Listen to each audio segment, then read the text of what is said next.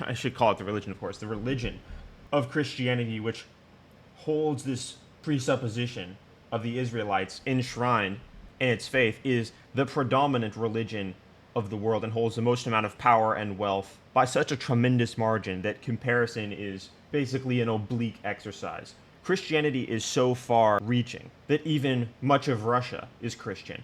I attribute this reality to the reason why the world has become so civilized, because many of the presuppositions found in Christianity, the Bible, are so enlightened that they reflect on earth only the best parts of the civilized world, where of course we see in Muslim countries suicide bombings, poverty, ISIS, and unity, yes, but unity in something that is fundamentally destructive to the human enterprise.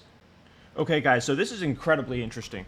This interview right here is with the son of a Hamas founding leader, and he's rejected the ideology of his father and is describing the conflict in terms that are so sophisticated. Well, maybe sophisticated is the wrong word there. He's describing the conflict in terms that are so crystal clear and unambiguous that there's no space for moral relativism or the classic anti-intellectual pro-resentment stance of the radical left and the people that we see protesting now. There is only mental scrutiny and intellectual coherence, and I find that very special. Because what it does is it reveals from the outset that when you analyze things coherently, which if you're not doing, then what are you doing? The ideology of not only leftists, but the ideology of Hamas, the ideology of the college students, the ideology of any person that is opposed to the existence of Israel completely collapses. Let's take a listen. So the first question I'd like to ask you is, what is Hamas exactly? How would you characterize it? Notice that even in the formulation of the presupposition, the leftist ideology is invalidated in the framing of the situation in congruence with reality. The left doesn't like to talk about Hamas. When they march, they don't like to mention Hamas unless they are blatantly chanting for them, of course, like they did on October 8th. What you're seeing here is the nature to intellectual seriousness. Before actually we say what is Hamas, we need to ask ourselves, what is Palestine? Okay. Because Palestine is non-existential. And it was never a country. It's not ethnic group. It's not a religion. It's not a faith. It's a colonial. It is a good point that Palestine is not a country, and Israel, in fact, is a country. Palestine is a city in Israel. And no other city in the world has this type of rebelling nature to it. Entity created by the British that lived for about 25 years. And Jews, Arabs, Druze, Christians, Zionists were called Palestinians before the termination of the British mandate. It was called the British Mandate of Palestine. So the mandate itself had the name Palestine. Now, Right, and this is all taking place after World War I, when the... after the collapse of the Ottoman Empire. Right. So the empire collapses. There's questions. Notice how nobody else in no other platform is doing this, where they derive the nature of what's going on from historical realities, facts, and coherence. The left is so far removed from this, it's almost as if they desire to speak a different language. The language of counterfeit oppression, and of course, counterfeit virtue. About how the political boundaries should be drawn.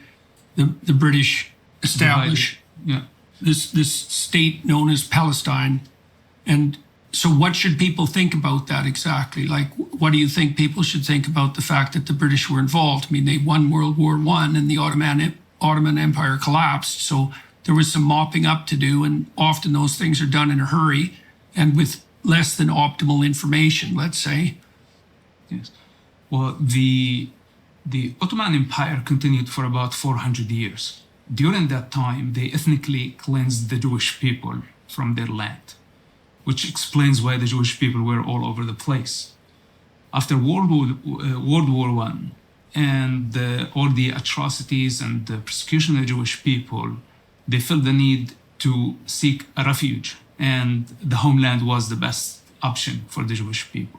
It's interesting how the Jewish people have been persecuted throughout history, and if you read The Bible, if you read the Old Testament, which is a big part of the Christian faith as well as the Jewish faith, you see that God has chosen these people who are also persecuted. And so, from the religious perspective, or possibly the supernatural perspective, the peoples of earth are resentful against the Jewish people for this reason. Now, this led to clashes between the colonizer, which was the British Empire, and the Jewish people. The Jewish people fought for their independence and they shed blood in the process. Also, the Arabs did the same.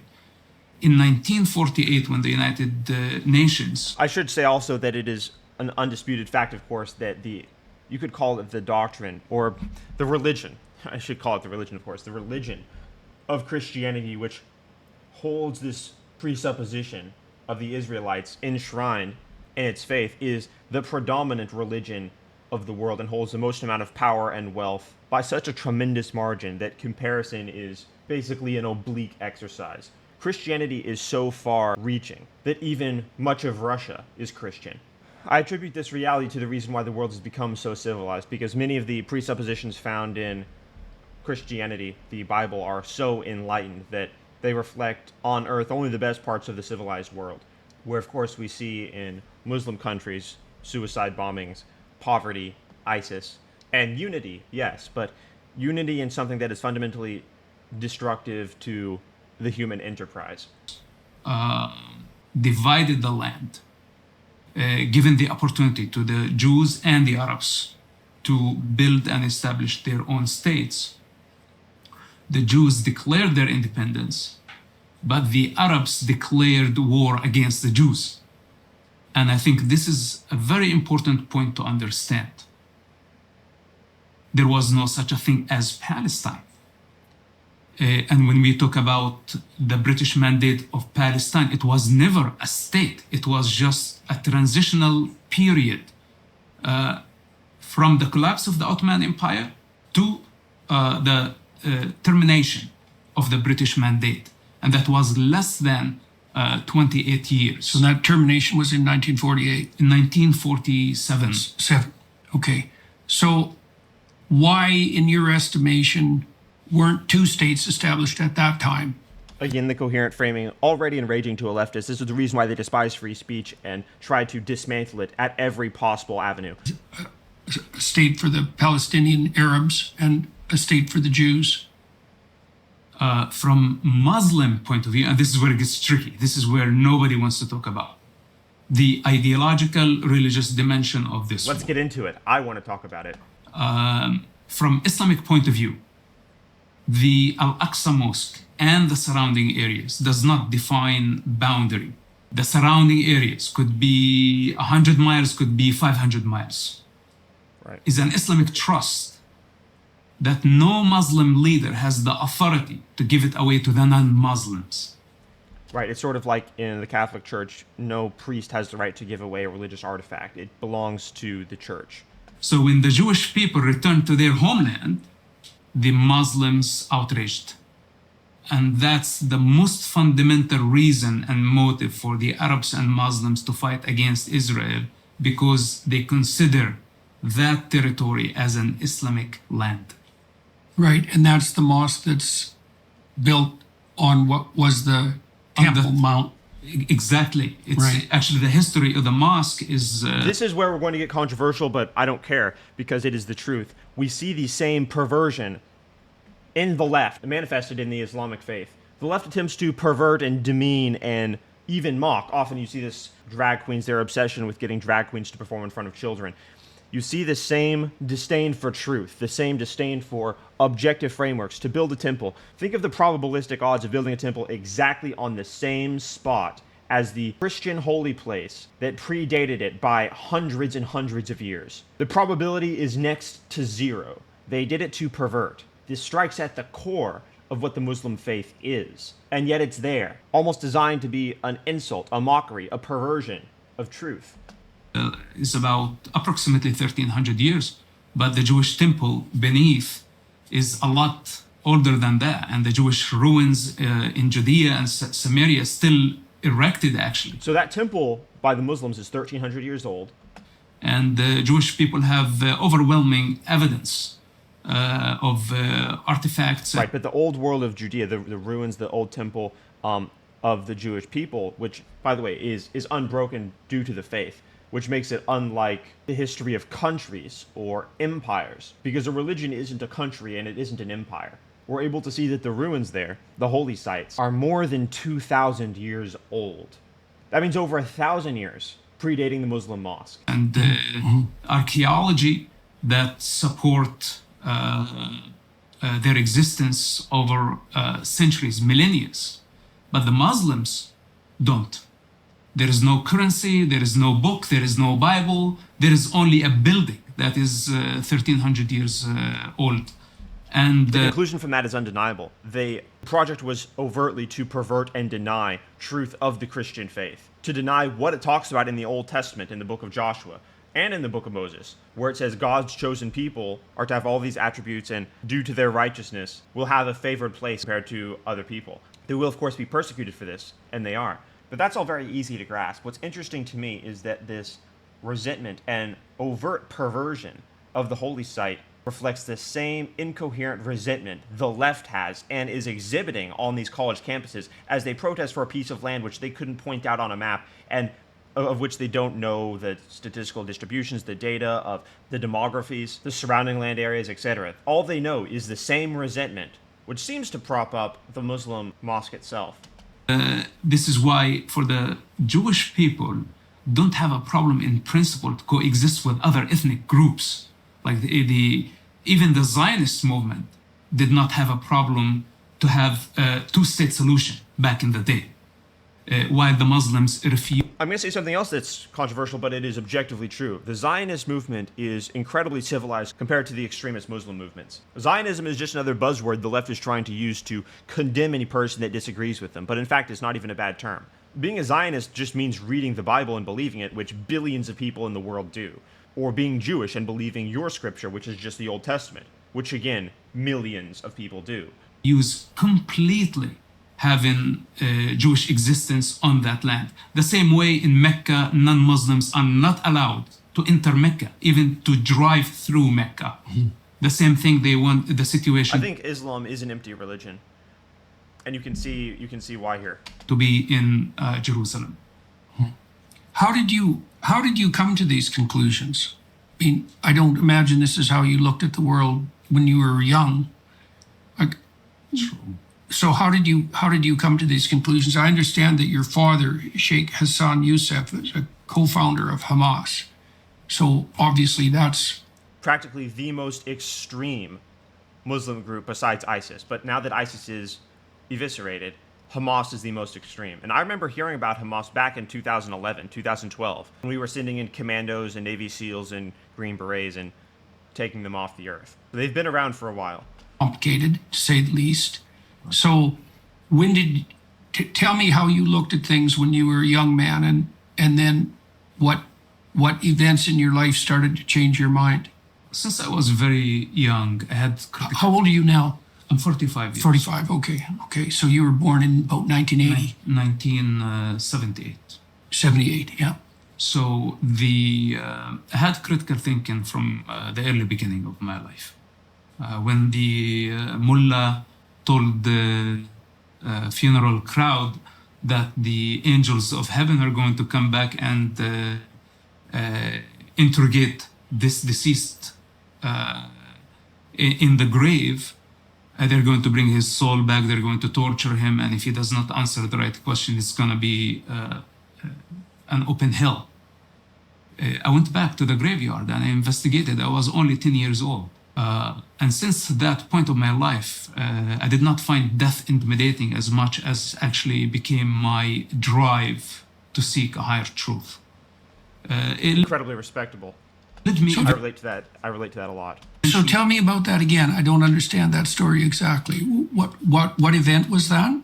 So basically, in the Islamic belief, there is something called the grave torture. This is a device the religious authorities use to control the Muslim population. When the person dies in the grave, supposedly there is torture and there is interrogation. If the person doesn't know who is his God, who is his prophet. If he failed to answer the questions regarding the religion, they're going to be tortured painfully. They're like So it's like a last judgment sort of. yes, last but it judgment, happens in the transitional period. Right, exactly. It's a judgment motif, but instead of heaven and hell, it's still on earth. Yeah. So because people die, and they've been dying for thousands of years. So when the afterlife hell is going to happen, which is a fundamental thing in Islam, the afterlife heaven and hell. So many people die, and is there torture? So they come up with the story that there is grave torture. Whether Muhammad said this or not, but it's widely believed in the Islamic faith. And many people were afraid. When I was very young, I asked all my friends to go back with me to the cemetery, and none of them agreed. And when I went back, I was terrified. Eventually, I did not hear any screaming, any torture, and I put my ear to the ground, trying to listen. You did this alone? I did this alone because none of my friends would come back with me to the graveyard. It's terrifying. Is this during the day? It was during the day. During the day. But eventually, I found my peace even at night time. And this might sound a bit psychic, but I reached the point that was my challenge to myself, where was I able to lay down in an open grave and look at the stars at midnight. How old were you when you did that? I was maybe 12, 13 years old. What do you think drove you to do that? It's my fear of death. Yeah. Because the entire culture... Usually people avoid it, though, rather than confronting it. Well, it sounds strange, but this is when I made peace with death. And this is actually what empowered me throughout my journey. Right, so that's very young. For me, I still think about death quite a bit, but for me, I just know that speaking truth is so much more important than falsehood, that truth is the only thing that matters. It justifies everything, and it is simply the most important thing. It outweighs the world, so that's the way I look at it. Reaching that same conclusion by no longer fearing death is an interesting derivative of that. I think potentially more courageous is still fearing death and speaking the truth against all odds anyway, because then you're really willing to sacrifice it all. Young when you did that. Yes. How many times did you go visit a grave? So basically, we were just next to the graveyard. And this is not actually the most important thing of observing death and having an early age encounter with death. That the first Palestinian Intifada started when I was living in that neighborhood. So... And you were living where exactly? Right next to the cemetery. Okay. So here is the cemetery wall, and here's my bed. Okay, and where are you geographically located at that point? That's Ramallah and Al-Bira, to the north of Jerusalem. Okay. So you're the capital of what's the Palestinian Authority. Okay. Basically. Okay. So you're north of Jerusalem. Yes. All right. But we were at the heart of the conflict. And now all the bloodshed, all the youngsters who got shot during the first Palestinian Intifada were buried. For the glory of God, right? A religious cleansing. Next door. So I guarantee you that there is no one in that conflict that witnessed firsthand bloodshed as much as I did as a child. Hundreds of people were buried next door, whether they died naturally or they died because of the conflict, or internal conflict between Hamas and Fatah, where they shot each other or stabbed each other. So the entire conflict was displayed in front of my eyes as a child. And I couldn't find a stronger motive. Why are we suffering? Why are we dying? And who's doing this to us? Of course, the narrative on the Palestinian street that this is Israel, this is the Jewish people killing us. And as a child, I did not have the power to discern, to see a higher truth. How could I? It's the same thing with the children now in Gaza.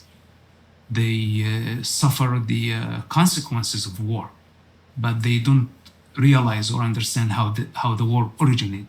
This is so incredibly powerful, and it shows how corrupt and evil leftists are, how actually uncaring about truth and morality they are willing to become in the image of their resentful worldview. So in that situation, I had the trauma of the first Palestinian Intifada, and all the memories stay with me. This is what empowers me to carry on. And that was when about, that would be 1987. 87. Okay. 1987 to 1992, 1990. What's the definition of Antifada? Chaos. People call it uprising, but the very definition, not only of Intifada, of Palestine, very similar definitions. It's chaos, it's disorder, it's anti-establishment. Very interesting, isn't that? The definition, that's so deep, that's so weird to think about. That the left is seemingly inextricably chanting free Palestine, chanting free chaos, as they promote drag queens in front of children who ask the children to say free Palestine.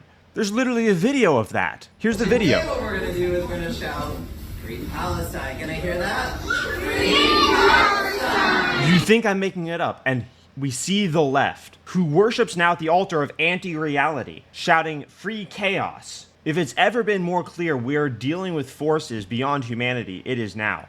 Look at this. I mean, these psychotic, ravaged, misshapen girls that are preyed upon by the left-wing ideology have been forced into...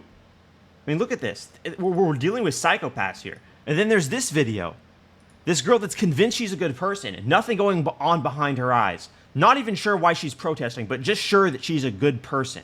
Brought up probably rich in New York, attending a private school. Now she's chanting free Palestine. Because leftists hold her that any individual identity, any meritocracy, any individual accountability, logic, reason, rationality, free speech itself is all abhorrent. And so you see in her derangement, the same derangement that animates what can only be described as the pure spirit of evil of Hamas from what they've done. It is pure evil. I've said before that spiritual evil is taking control and using the radical left, making them even more radical, just as they took control and used the right in the 1940s. We're seeing it here. We literally have college students at USC, mere miles away from where I am, getting arrested at a school that costs 100 times what your average Palestinian makes in a year, screaming free chaos. Not, let's end Hamas, let's bring civilization, let's bring morality. And then when the police show up, they froth at the mouth and become even more enraged at the police as they realize that they are judged for their total moral bankruptcy and patheticness, for their wretched state. They get reminded that they're frauds. The anger goes very deep to them, even subconsciously, because they're reminded that their ideology is counterfeit, that they are in fact individuals. In that moment when they see the police, they are reminded that there is virtue outside of their ideology, and in fact their ideology prints counterfeit virtue. And in fact, the virtue their ideology pretends to bestow upon people is counterfeit. And so they become infuriated while being weak, while being deformed, while honestly being a reflection of the spirit of chaos, the spirit of evil. If you read the Jewish faith, the religious text, the Old Testament, and even the New Testament, it is very clear that order, beauty, truth, justice is what defines those who they oppose. And when you read Marxism, when you read civilization archetypally, and understand that what they're doing is actually an opposition to those very tenets, you start to understand you start to understand the serious nature of what we're dealing with here, and that it is actually an existential threat to humanity. How does it arise? Well, simply Yasser Arafat sitting in Tunisia. This is supposed to be the father of the Palestinian revolution. The same Yasser Arafat who died with like $4 billion. That A lot Yasser more. Arafat. A lot more. Yasser Arafat was an Egyptian con artist. He was born in Egypt with an Egyptian accent. It was so obvious to know that he's Egyptian, but everybody was in denial that he's Palestinian, and he is the father of the Palestinian revolution.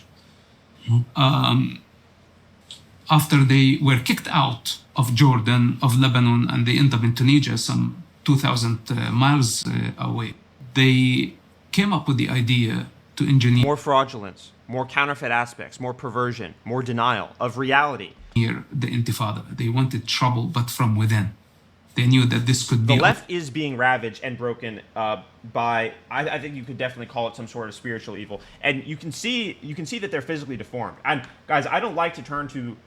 In fact, I still do not turn to those types of arguments because I can justify in completely non-religious terms exactly why the left is broken, and I've done it for 100 videos in a row. I'm simply acknowledging that the left is so physically and mentally destroyed, while pretending to be good people that should somehow not only have authority but power over you as well. That the absurdity and the denial and the narcissism is that of someone who either belongs in a psych ward or is convinced by something or someone into serving anti-truth. Because to be physically destroyed and mentally destroyed and, constantly driven by resentment and wrecked in all domains, resenting impressive men constantly, like all leftists are, like all soy men are, like almost all liberals are, you have to tell yourself lies constantly. To have an Anon account with 100 followers and you post every single day saying Andrew Tate is a loser, you have to have something broken in your head.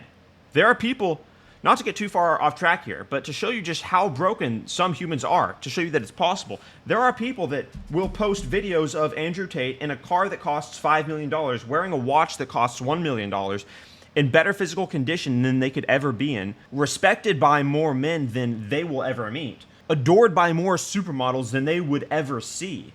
And they tweet these videos. And then they say, this guy's a loser, almost as if they are worshiping at the altar of anti-truth. That is the resentment of the left. And that is being what is either planted or taken advantage of by this very dark force which denies objective reality. a lot more effective than trying to. And they sent children to die. This has been their mechanism, their strategy. And who's they? When I say they, all those who are complicit in this continuous crime. In this lie, in this tyranny, because in order to engage in this type of barbaric behavior, you have to lie about the fabric of reality. All those who sacrifice children for power and for money. It's a fundamental part of that culture. We have to understand this. First was the ideological dimension that I told you about. Then sacrificing children is not. It's very interesting. I wonder if, let's say for a second, if there was, a supernatural force that told a given group of people, you are God's chosen people, if that force would have told a group of people that sacrifices children that, whether that be these Muslims or perhaps the Aztecs, or who would have received that message is what I'm saying. It's almost like an eternal judgment for anyone that did not receive that message, for any person that is not a Christian. What an epic story that we could be living in when you really think about it. My gosh. Not something that make them feel guilty. It's acceptable in that culture. So now, as a student, masked men used to come, and we were just 5th and 6th grade. We were very young. And they would force all students to evacuate the school. They paralyzed the educational system. They paralyzed economy, transportation, and they wanted complete chaos. And until today, Sacrificing children on the altar of their resentment. I ask myself, if you were fighting against Israel, why would you stop the education and the economy and all other aspects of the Right, because they're not just fighting against Israel. Arab life in the West Bank? This is what intifada means. So instead of going to school, we stayed at home for the first 2 or 3 years of the first Palestinian intifada. We did not go to school. Now, instead, many of the children got engaged in stone throwing, and this became our game. I was part of that game. And many of my friends got shot in the process, throwing stones at the IDF or what we used to call them settlers, just clashing. Of course, many civilians got hurt in the process. They did not want us to go to schools, and I did not understand why. What about the economy? What about the people who were forced to shut down their stores? And if they did not obey... Hamas directly translates to something like satanic anger, by the way. It's referenced in the Bible, I think, like 30 or 40 times, the word Hamas. It translates to basically satanic anger. They became traitors. and in the morning they came back to their stores and they were burnt down to ashes. So by the means of intimidation, Yasser Arafat sitting in luxury, like Haniya today sitting in luxury in Qatar. And what's in common between all these con artists? That they were outsiders. Wow. Living outside while they wanted the children to die on their behalf because... Bro, so what's going on in Palestine is actually the result of a con artist, multiple con artists that are scamming Palestinian people into fighting someone who's not their enemy and destroying their lives in the process. What really globalized the Intifada or the Palestinian cause... Leftist resentment. ...is the children. During the first Palestinian Intifada, when the world saw a child in the face of a modern army, that was outrageous, and everybody sympathized with the cause. So how did the leaders of the Intifada benefit personally from putting children on the front line? What's the money pipeline precisely? I mean, Arafat ended up with an absolute bloody fortune, like an insane fortune, and I know the same thing is happening, but how exactly is that monetized? Is the suffering of children produces an influx of foreign aid that's then pocketed, essentially? Right, how does the scam work, basically? I don't know this. This is interesting. Yes, because on one hand, they delegitimize Israel. Israel become a child killer. Right. Then there is no one in the world that does not sympathize with children dying. Right. So there is no more destructive or powerful weapon in the hands of a corrupt revolution that don't want to fight. They don't have the courage to actually fight in combat. But they prefer that their children would die on their behalf. In the meantime, delegitimize Israel. And bro, child sacrifice is such a common theme in all uncivilized societies. It's eerie how it always happens. Just if you were to look at it again, just probabilistically, why? Why did the Aztecs sacrifice kids and then, create a civilization that was the antithesis of civilization, just completely barbaric?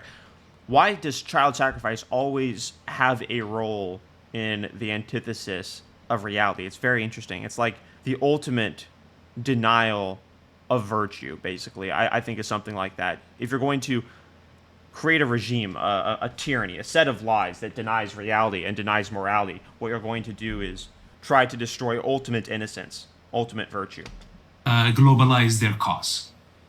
The international community don't know the reality 100% on the ground. They don't understand this game. Even up to now, they see Hamas using children as human shields, which is very obvious. This is what Hamas wanted from this war. Right, they're still doing it. The international community is still in denial. So when children die... As a result of the left. This will lead to more chaos. It would lead to war. It would lead to, today, a global chaos. But how do you deflate the tension? You deflate the tension by going to the middleman, pay him off, and he's going to stop the madness. And this is... Oh, I see. And then he gets rich, right? How they paid off Yasser Arafat, paid off Hamas. This is the Gaza war today. This is not the first one. This is the fifth one. And every time Hamas started the war, they used human shields. Children died. Hamas exaggerated the numbers, the statistics. They weren't accurate. The international community bent over and submitted to a ceasefire, which basically guaranteed Hamas staying in power. But now there's no ceasefire. But now how do you silence Hamas for a while? By giving them lots of money. But this time Hamas thought they could double down on human shields by putting booby traps all over the place. Schools, hospitals, mosques. They did not leave any secret location in Gaza without using it as a shooting pad. digging hundreds of miles of tunnels beneath one of the most populated Denial, perversion, juvenile denial of reality, all very leftist. areas on Earth. And how come that wasn't widely known? How come that wasn't widely known in the West? Well, this is obvious. This is obvious, but the world is in denial because it's much easier to condemn Israel. You know, when we have In alignment with the Marxist doctrine of oppressor and oppressee. There can only be an oppressor and oppressee according to the left, and that is the ideology that takes precedence. That's what's going on here. That's the reason we are in denial, because the left is desperate to identify a victimhood class so that they can earn counterfeit virtue while being physically and mentally destroyed, denying reality. Think about it. If you're constantly a loser, if you're one of these people that gets enraged by impressive men driving fast cars, the only reprieve you have from that desperate despair and anxiety is calling yourself a good person when you say, I'm on the side of this person who lives 3,000 miles away in a land that I know nothing about and couldn't point out on a map. close to 2 billion Muslims repeating a certain narrative, a false narrative that is baseless, that say Palestine. And we say the very foundation of this narrative, there's no such a thing as Palestine. It never existed. But everybody Correct. suddenly became a pro-Palestine. All the Right. Pro something that doesn't exist. That is so leftist. Well, it fits into the oppressor-oppressed narrative, right? victim. there it it's the is. Yes, exactly. victim Absolutely. narrative. It's a victim mentality. Yeah. So now, even in the United States, the anti-bankers, those who are in debt or anti-establishment, communists, feminists, socialists, Yes, exactly. Islamists Any person that is possessed by the resentment of Marxism. are coming in the same room protesting or opposing as pro-Palestine. Bro, isn't what a damning, humiliating realization that feminists, pro-Palestinians, Muslims, leftists, communists are all coming together and protesting in favor of something that doesn't exist. It couldn't get better. Bro, I'm so thankful to be on the right side of the internet. I'm so thankful to not have a broken, destroyed mind where I get triggered at Andrew Tate or Elon Musk. Bro, thank you, God, for not making me like them. Oh, man.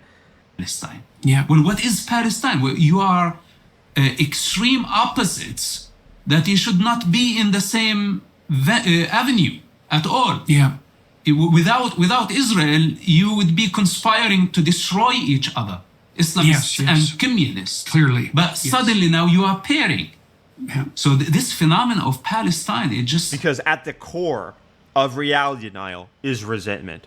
That is the realization. And I hope people see this. I hope YouTube. Guys, if you're watching this, like the video so that people can see this, because this is what we must realize. I'm going to continue to watch this, but I don't want the video to be too long for your sake. So what we've discovered here is more than enough. You must take these realizations and tell people, share this video, and subscribe to the channel.